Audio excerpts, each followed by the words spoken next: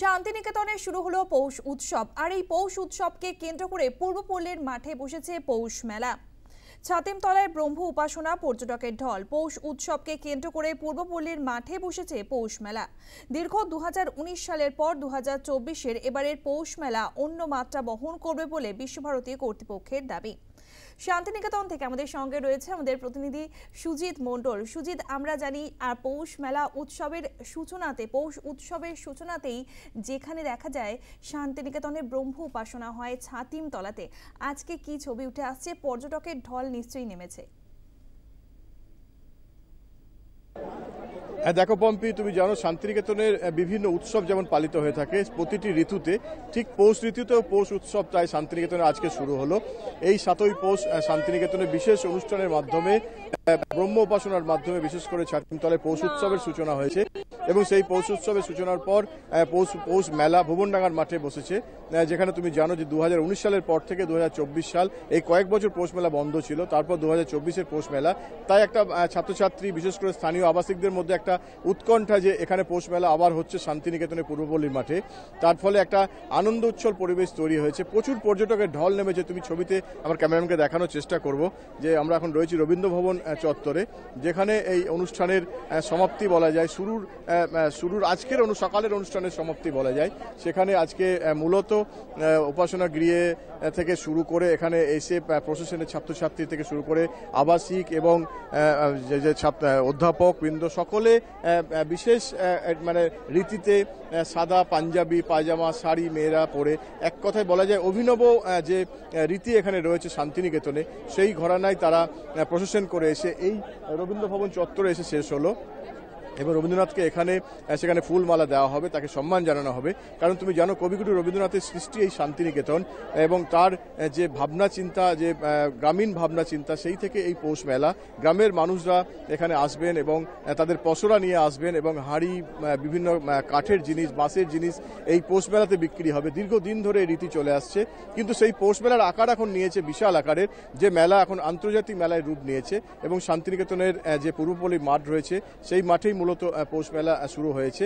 আজকে 23শে ডিসেম্বর অর্থাৎ 7ই পৌষ, আজকের দিনেই পৌষ মেলা শুরু এই পৌষ উৎসবকে কেন্দ্র করে, যার ফলে একটা আনন্দোচ্ছল পরিবেশ তৈরি হয়েছে গোটা শান্তিনিকেতন জুড়ে। পম্পি, সুজিত, তুমি বলছিলে আজকের দিনে এই বিশেষ দিনে প্রত্যেককেই আমরা দেখতে পাই সাদা পোশাকে, মেয়েরা যেমন সাদা শাড়ি পরে আছেন তেমন ছেলেরা সাদা পাঞ্জাবিতে। একটু যদি তুমি যেখানে রয়েছো ছাতিমতলাতে সেই জায়গাটা যদি একটু দেখাতে পারো।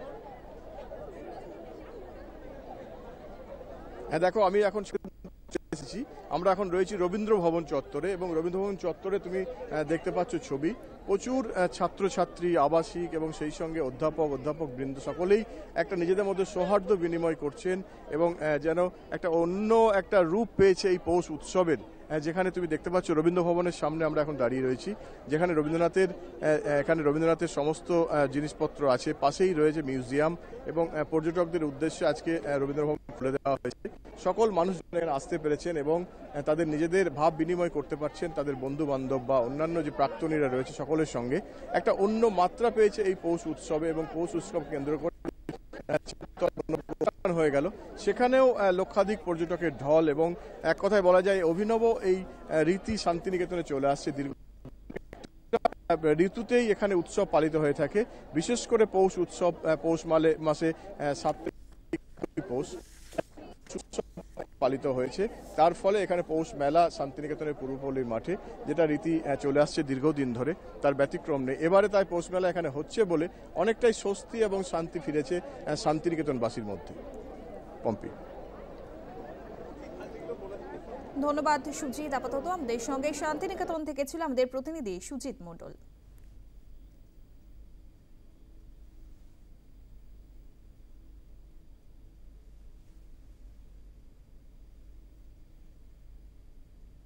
মানে যেদিন 7ই পৌষ শুরু হয় আগের দিন থেকে নানা রকম যোগাযান্তি এখানে শুরু হয়, তো ওগুলো আমরা দেখতে আসি। তারপর সকালে 5:30টার সময় শুরু হয়, তারপরে সানাই হয়, সানাইয়ের পরে আমরা এই উপাসনা, যেটার জন্য আমরা সবাই সবাই খুব ইন্টারেস্ট নিয়ে এটা দেখতে আসি। এবং এখানে বিশ্বভারতীর বাইরেও অনেকে যারা যুক্ত নয় তারাও আসে এখানে দেখতে।